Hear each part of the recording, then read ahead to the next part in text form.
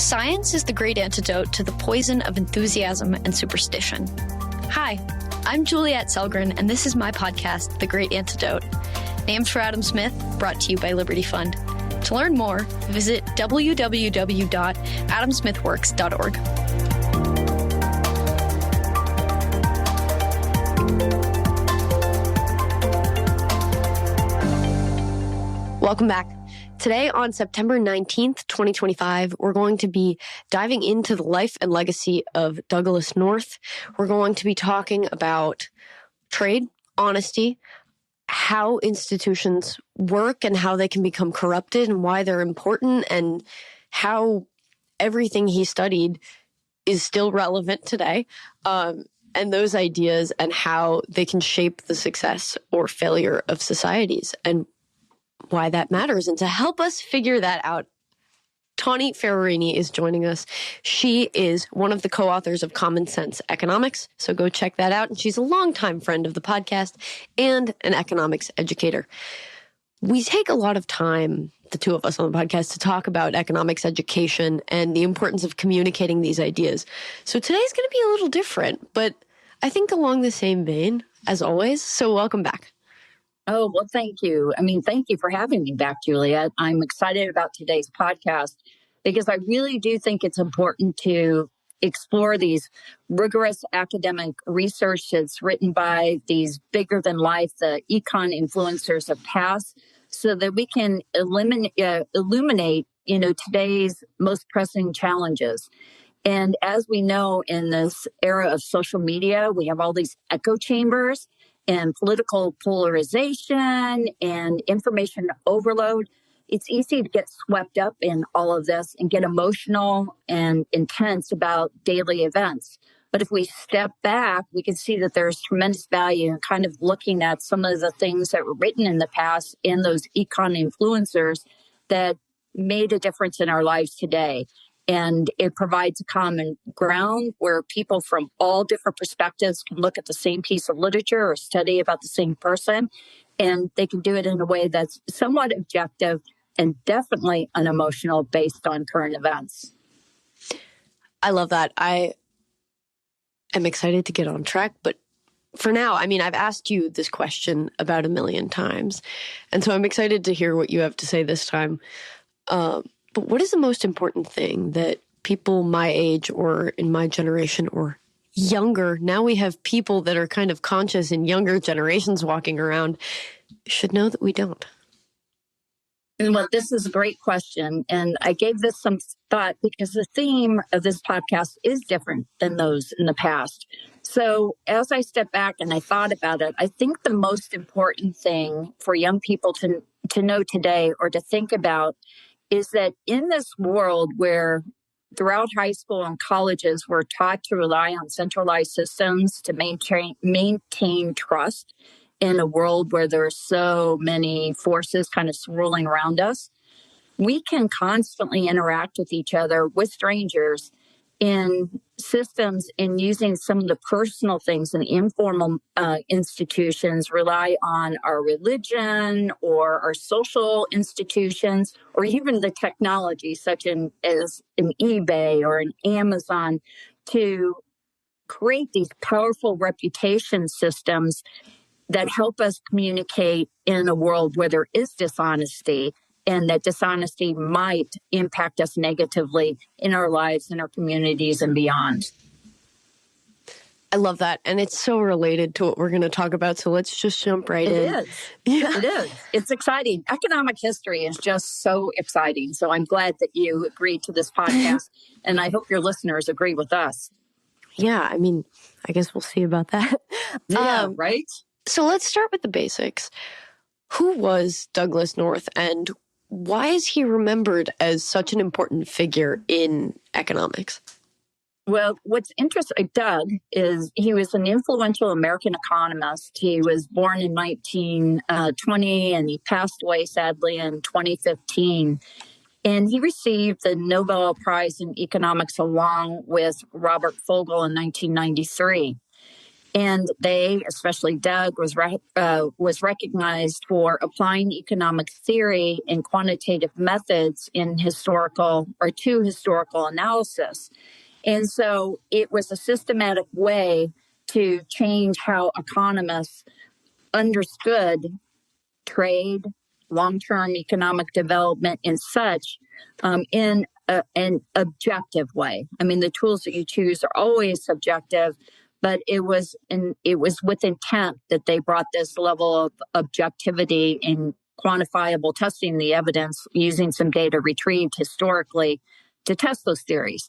And sometimes they were right, or there was evidence to support, and other times there wasn't. And so it just kind of revolutionized the way we approached, especially looking at history, trade, and the globalization of the world. So how to ask this? How exactly did he apply these methods? Like, what sort of areas specifically within trade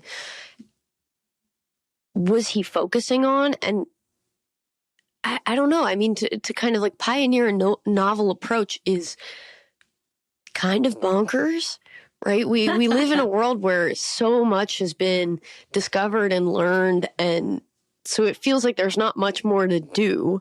But he found something new. And so what was he studying, and kind of how did it come about? Well, to peel back the layers, Doug, he started out as a Marxist and went into socialism, and then he spent time in the Navy, which gave him a lot of time to read. And through his readings, he moved from advocating for a centrally planned approach for growth and development to one that was more decentralized. Most of his work focused on institutional economics and the role of institutions on economic growth. And institutions just simply are rules and regulations that influence behaviors. And if they're formal, they're written down, they're official. If they're informal, such as religion, habits, customs, norms, and such, they're not. And it's through the interactions of both the formal and informal institutions that incentives are shaped. And as we all know, individual behavior is influenced by those incentives. And so Doug was interested in understanding his research and the co-authors with whom he worked. What are the crucial determinants of a society's economic performance over time? And so they were really focused on these institutions and how they affected transaction costs, the cost of exchange in different environments. You know, when we're in our small circle of friends, we have a reputation with these personal signals that tell us whether this person is honest or dishonest and such. And we kind of factor that into the cost of transacting or exchanging with that person. And it can be formal, but it also could be non-formal or informal, excuse me. And so he was taking what he observed in everyday behavior and what he knew about behavioral science, and he was trying to bring it to the economic performance level. And some of the pieces are very interesting. And one of the reasons we chose the piece that we do with the law merchant and talking about honesty as an economy grows, even when you move from a personal exchange of words or deeds or, even market transactions, you move into a bigger space, you realize that you can be taken advantage of, you can be exploited. Some people are dishonest. So how do you protect yourself? And so he's in our conversations, we're looking at how you move through the various systems where there wasn't a government like that we see in the United States, especially at the beginning, where there are these institutions who protected the rights of individuals to move freely throughout society. And as long as they didn't bring harm or hurt to others, they do whatever they please. And then the government served in its limited capacity to protect the rights of person and property and provide just a narrow, number of public services. And beyond that, people have a natural tendency to better themselves by helping others. and what is needed institutionally, what rules and regulations are needed, and what can we garner, go back and look through history and see what lessons can we learn about what worked and what didn't, because the ultimate goal is to help humans flourish and make society better. I know I said this to you before, but I just have to say it again because it's so relevant. Is you hear this sort of thing, and if you know anything or follow any sort of news about economics, you remember, oh, well, the most recent Nobel Prize in economics was awarded for a kind of similar focus, for research that was related to actually like why nations fail, right, and why some prosper, right? Yeah, and how it works and how it doesn't. And so what's kind of astonishing to me is that the quest is A, never done, but that B, I guess, like in part we always had the answer. And this is just like a formalization of things that started with North, or even before North, because it's so mainline. It goes back to Adam Smith. Mm-hmm. And I don't know. It's just the growth of ideas and the way that they've built since then, and honestly, I mean, before then, is kind of wild. But how does North, I mean, like, given that I'm around now and I know what I know about, like, growth and development and all of that, how was he placed at the time in all of economics? Because now it's like a very clear, like, there is institutional economics, there's development, there are like entire disciplines within economics that focus on this, but it seems all downstream of him. It is, but he was also a very humble person, and he recognized that there were influences on his life that mattered. And because he and I, in addition to him serving as my chairperson, he was also a father-like figure in my life. And he and his wife, Elizabeth, stood up for me and my husband at our wedding. And so there were many nights that we talked not only about economics, institutional economics, but also the personal things that shaped us in our lives and the professional paths that we took. And for Doug, in the private conversations that we had, it wasn't just about, publishing. It was about bringing the obvious to people. Remember, we've got World War II when he really moves into his work through his education and through his time at the University of Washington and then later at Washington University, where I actually had the pleasure of working under him as a teaching assistant and research assistant, is that he could see that formal and informal rules govern economic behavior. What was lacking at the time, and this is the entrepreneurial or the academic entrepreneur in him, is just like, well, how are we going to systematically look at how these rules, these institutions, both formal and informal, systematically govern economic behavior? And then when you're moving across individuals and across communities and different groups, how do you bring it all together in a way where you're lowering the cost of transactions when people don't know each other? And how does having a decentralized system where there isn't a central government, where people believe that you have the benevolent social planner hovering over everyone across the various groups with different interests, different priorities and such, how can you trust a system and lower the cost of transactions in exchange, both formal and informally, in such a way that our personal activities contribute to the community and then on to the nation? And when you step back and you look at the world and you consider how many countries we have and how many different approaches to economic growth and prosperity there are, it's really hard to narrow in on just saying that there's one path. And when you go to like the neoclassical theory, there's basically one path.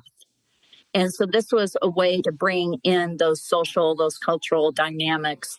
And the bottom line is you lower transaction costs, you facilitate exchange, both formal and informal. And it's through that exchange and the investments people make because uncertainty is reduced that you get the growth and prosperity and things imagined and unimagined.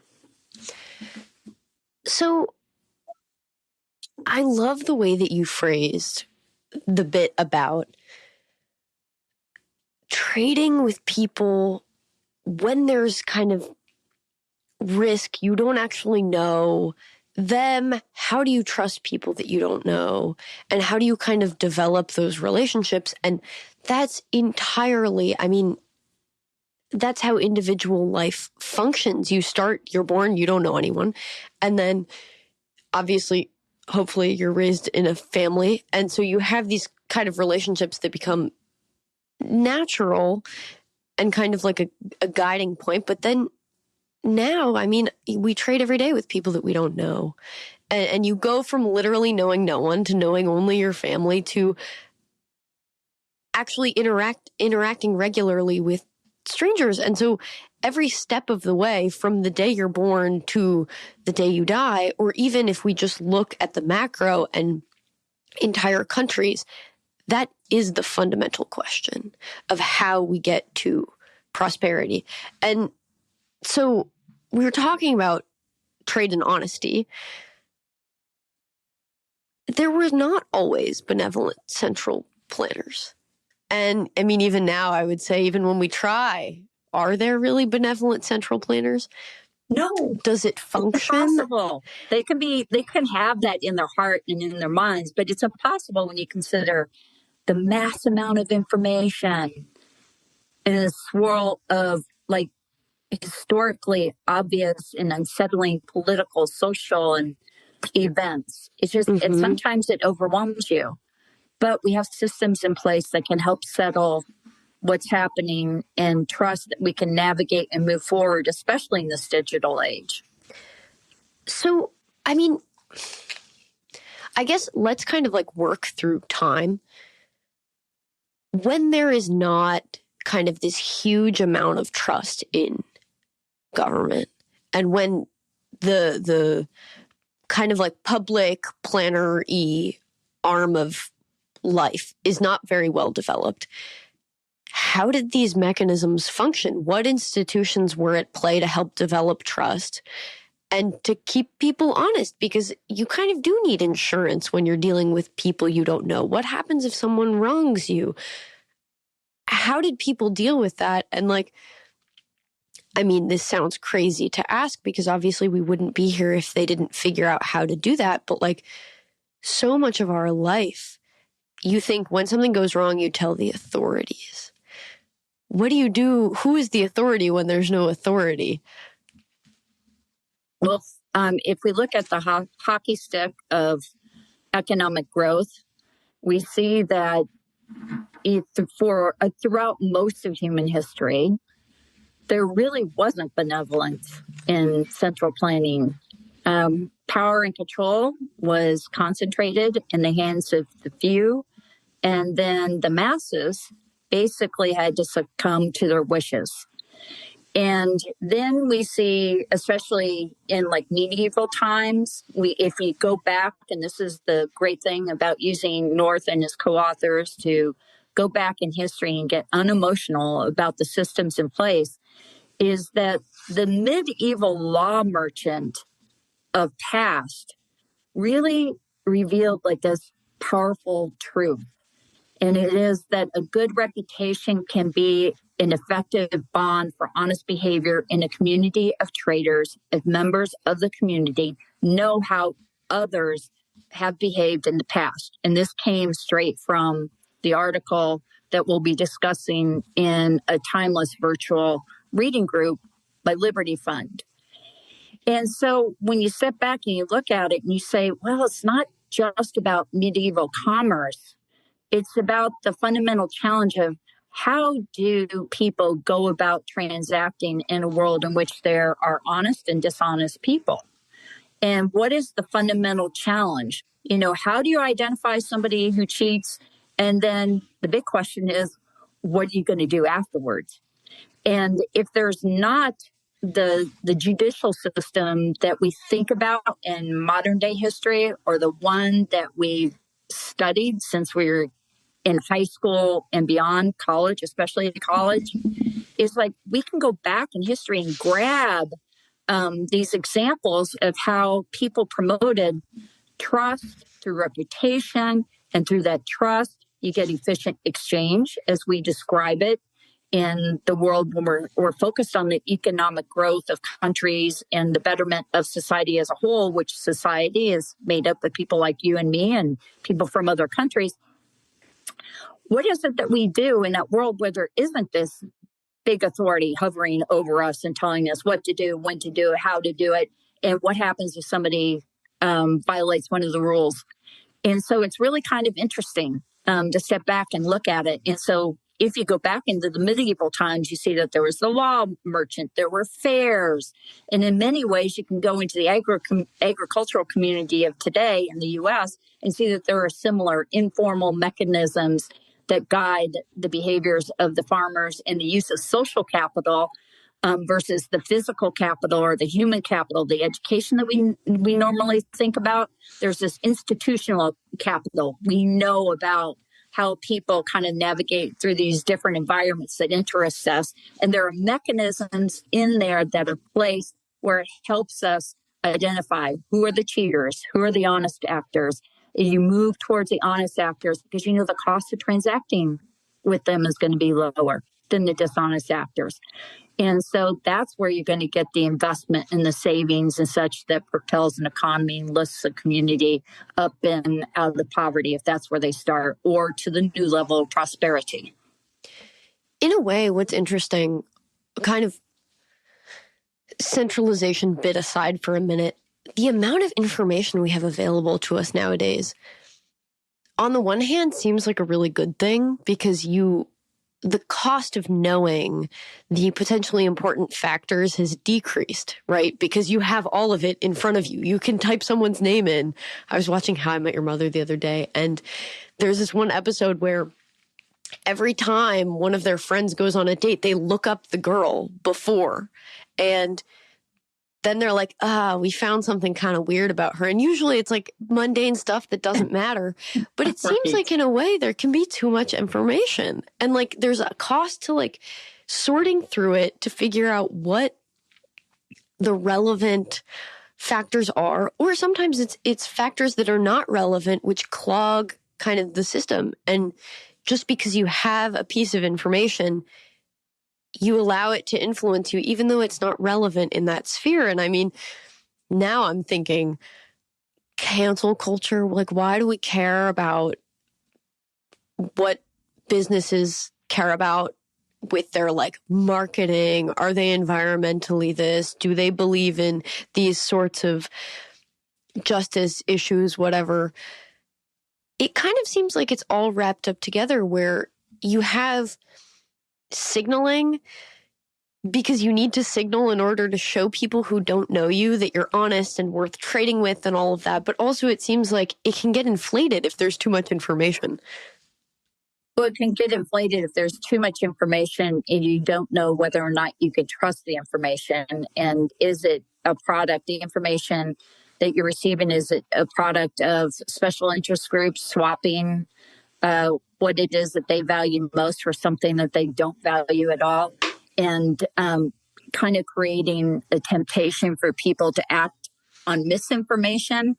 And then what's going to happen once you act on the misinformation? And when we're talking about businesses, because you brought them up, what if misinformation, because we're so connected now through the digital means that you've mentioned, that we end up taking out of business an entrepreneur that was misunderstood, or somebody who disagreed with a political or social stance that entrepreneur took, then all of a sudden everything crumbles. And we're talking about not only closing the business for the day or slowing down the number of visitors or customers, but it could also mean the livelihood of this person.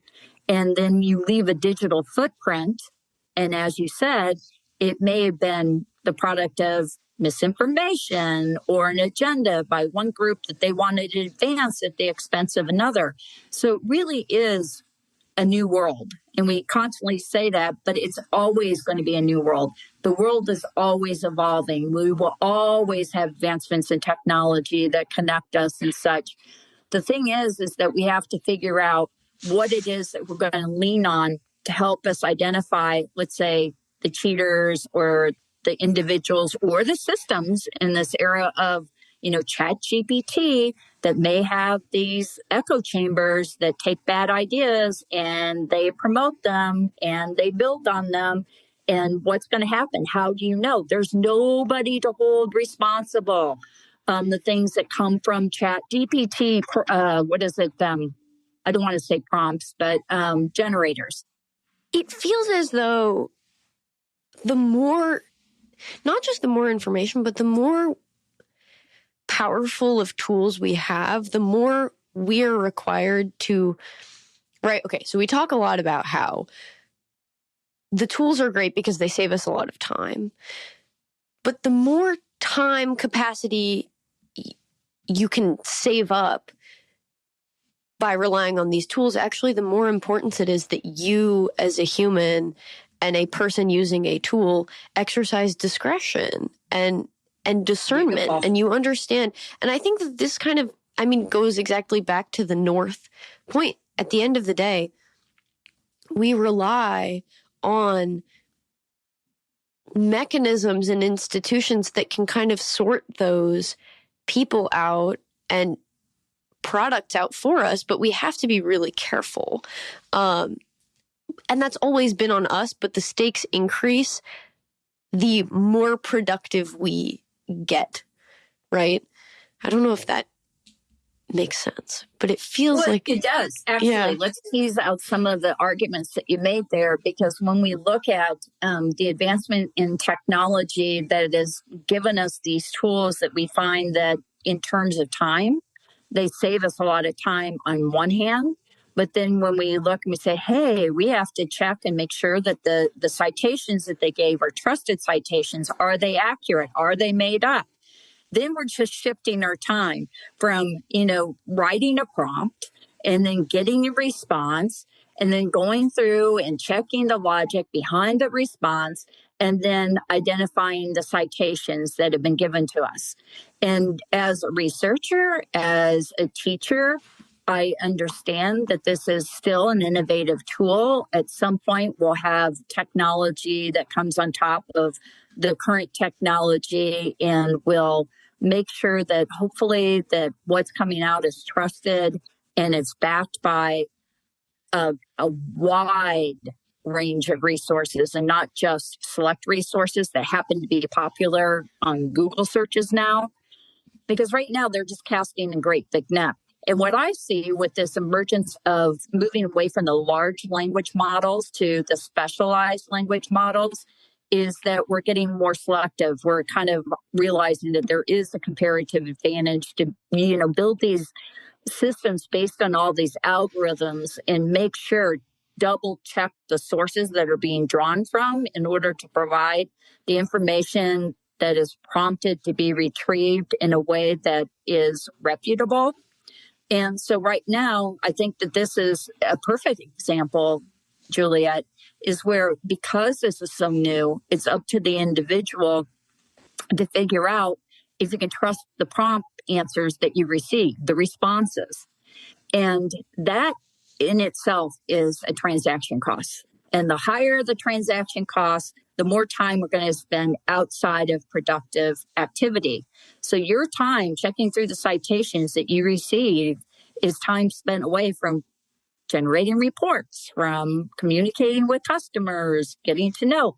So there will be a shift. And the great thing about transaction costs is that in a world where people want to get rid of them, the technology is going to move in that direction, because that right now is going to be assuming that the technology is not already there. That's going to be a high profit earning adventure. because everybody's talking about it right now. And that's how you get that spontaneous, innovation that Schumpeter talked about and Hayek and such. It's through that decentralized system. We don't know where it's going to go, but we trust it's going to go on average or on net in a beneficial direction for both the individual as well as the community and, of course, the society as a whole. So to bring the centralization bit back in, okay, we know that we need to be more discerning and that the technology will get there because we want to decrease the transaction costs of actually having to check all this stuff. And that's great. But part of our preference for being able to discern and wanting to honestly rely on ourselves, but also rely on this technology and actually develop the ability to say, wait, I need to check that. I'm the one who's looking out for me, or this entrepreneur needs to provide a good service. Otherwise, it won't work out for them, right? That is kind of dependent on us wanting to and needing to do that for ourselves. And with the increase in centralization, and honestly, in my whole lifetime, the amount of authorities and agencies who take care of every little thing, right? You have the FDA and the consumer protections and the this and the that, and you can't even name all of them, but they're all tasked with protecting people from risk and keeping organizations and people honest, and honestly kind of removing the burden from people of having to discern and learn to trust and all of that for themselves. And I see how, in a way, it could be an attempt at being a benevolent planner, right? Because you do want to formalize these institutions to make it easier to trust so that you know that there's transparency or something. But also, I feel like we've kind of lost our ability to feel the need to double check our sources effectively. Because we don't have to, because someone will sue them or the government will stop them or something. And so I don't know. When we're talking about, let's say, the chatbots right now, who are they going to stop? I mean, that's exactly the question, right? We have industry leaders who are telling us that it's impossible to identify right now the original source if there was, some type of dishonest behavior in producing an algorithm, in choosing the information that is mobilized in order to provide a response to a prompt. So it's an interesting world. But we expect that someone will figure it out for us so we don't have to think about it. And there's something about that I see my peers and I feel it myself, that I just assume that someone will take care of it, and not feeling the need to take care of it myself or check myself because we trust, because we've been told that everything is taken care of and that there's obviously an authority to make sure that there's nothing sketchy going on, that I just don't worry about it. But it's something that I think we should kind of be worried about, and not even worried about, but it's something that you should be actively doing, right? The act of... something you recognize. Yeah. The act of thinking about, where is this information coming from? Where is this business coming from? Where is this other person I'm sitting across the table from? Where are they coming from? And being able to even have a mental institution. Now I'm getting really weird. An informal mental institution where you just have an intuition even, or a way of gauging if someone is trustworthy, honest, and genuine. We don't have that as much as we do, or as much as we used to, I think. I don't know if that's... Well, I don't think in a world, and this is where Doug North and others like him in the new institutional world, you recognize that, there is this world without any central authority. Mm-hmm. And it is what you said. Your generation has been brought through an educational system that has really emphasized the role of the central authority in their lives, inside the classroom, outside the classroom, in their profession. It is a way of thinking.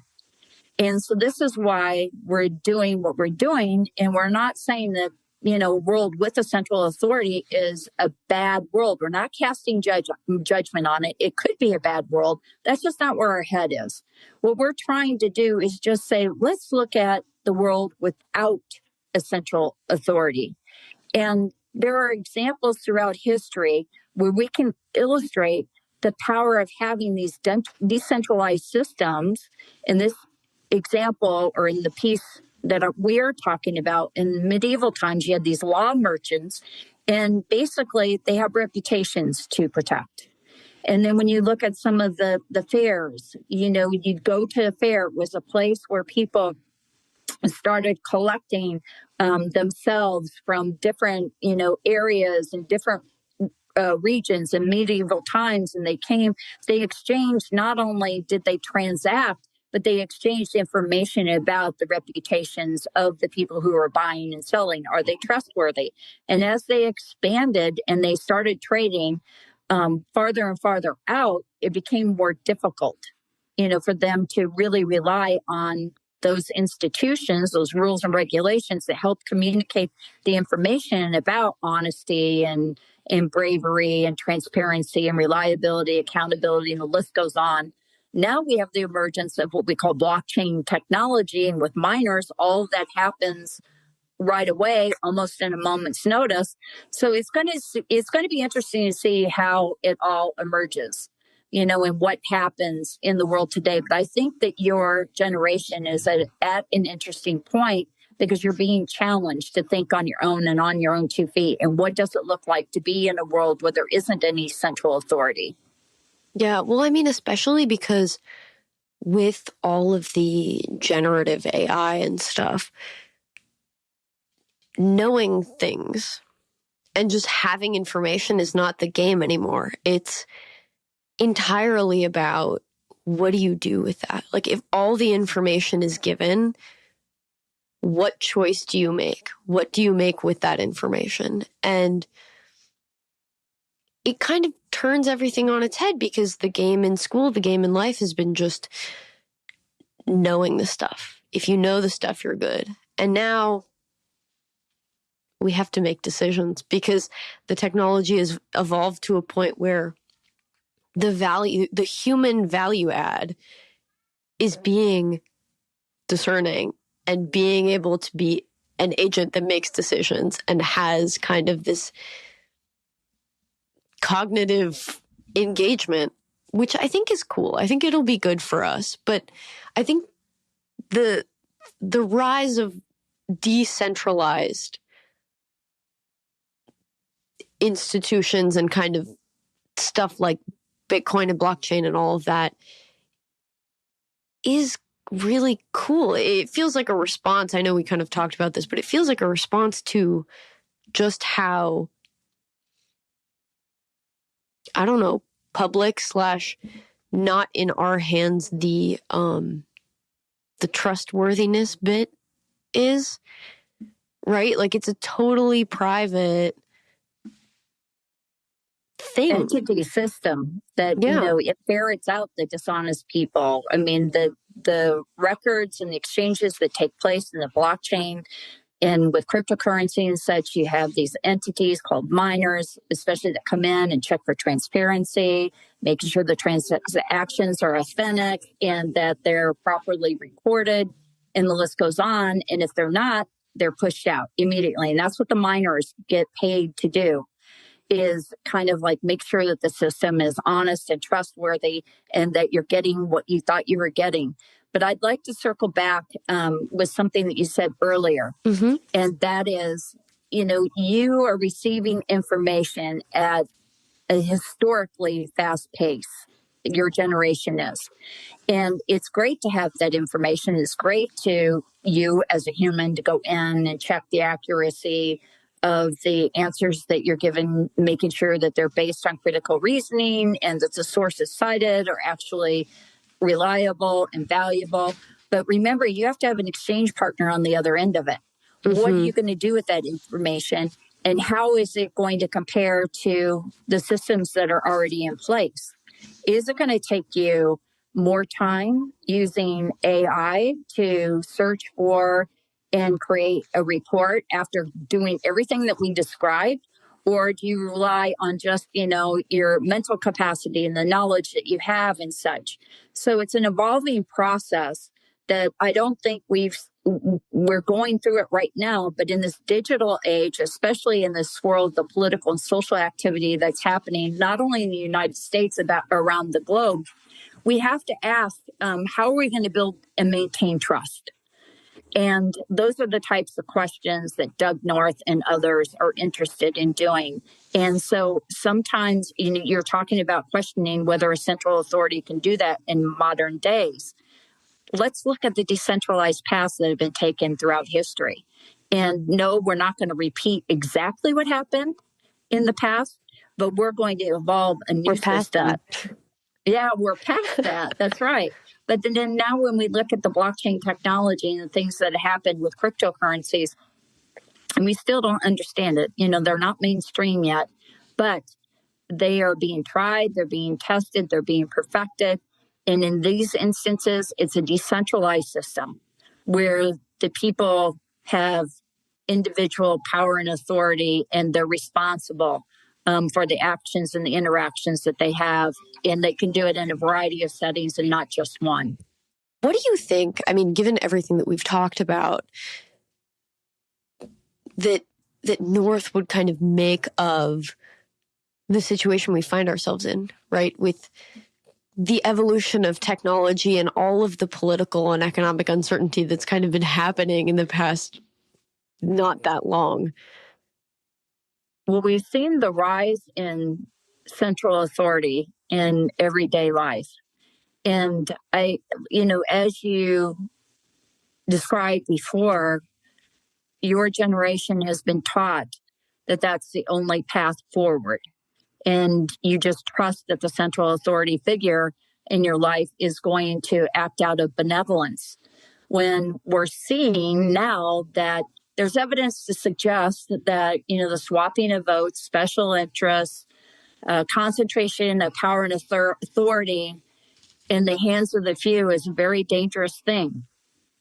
And how do we respond? How do we act? And I think that one of the things that we can do so you don't feel hopeless is go back and look at some of what happened historically and see that, it is spontaneous. We're not going to be able to pull from medieval times and say, this is what they did, so we can do it now. We can just trust that if we, as Adam Smith said, focus on our relationships, individually, and then, the proximity factor plays a big role in Smith's role, that, as we work in our community, our self-motivation, our drive to make ourselves better by serving others is going to help us in our everyday life, but also in our family life, in our community, and of course, society. And so I think getting back to the basics, understanding that the individual, it's out of our natural interest. We can strip away all these things that modern society has given us because it's just our natural interest to do better every day. When we wake up in the morning, we want to be better at the end of the day, want to be better at the end of the week, year, and so on and so forth. And how do we do that best? We're creatures of habit. We're creatures of norms. We're community members. We have this social interest in helping ourselves by serving others in meaningful ways. I love that. And I mean, that's such a good note to end on, because I feel like that's the human condition. I feel like that's what we all want and what we all are. I have one last question for you. What's that? What is one thing that you believed at one time in your life that you later changed your position on, and why? It actually is that central authority piece that you brought to the forefront in our conversation. Is throughout my high school and undergraduate education, I was taught that, especially when you look at the complex world beyond our classrooms, is that it requires massive government enforcement and involvement to prevent chaos. And then I discovered economic history through Douglas North and others like him. And through that investigation, through time and time again, across countries, in different situations, people emerge to create these sophisticated systems that can handle international trade and spanning, transactions and exchanges across country and across time. So when I think about you and your generation, I would encourage them to do as I did, is go on a quest, figure out what the pure mechanics of reputation is. You've got them all around you, eBay, PayPal, WhatsApp and such. You're constantly keeping track of each other's exchanges, and you mentally know, if not formally, know any violation of trust or dishonesty. Just think about what role that plays. What happens when you don't have that central figure in your life, kind of like hovering over you, telling you what to do, how to respond, when to respond. So the kicker with all of this is that there's a private system out there, even though some people, your generation, many think that it's a primitive system and it doesn't really apply to modern society. It does. And often these private systems can be more efficient than the centrally planned one. And it's there are ways beyond, the bureaucratic system to maintain trust and to protect a reputation. And with that, as we move into this, take this information and bring it into your online presence, your professional network, and create a digital footprint that makes you an honorable person and projects to the world that, yes, you're a worthy transaction partner, whether it's personal exchanges on a dating app or it's working as an online creator. It doesn't matter. Just, figure out what you can do, because you have the power to change your world and people's perception of you every minute, 24 hours a day, 365 days a year.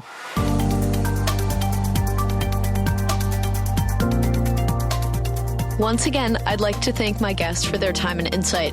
I'd also like to thank you for listening to the Great Antidote podcast. It means a lot. The Great Antidote is sound engineered by Rich Goyette. If you have any questions, any guests, or topic recommendations, please feel free to reach out to me at greatantidote@libertyfund.org. Thank you.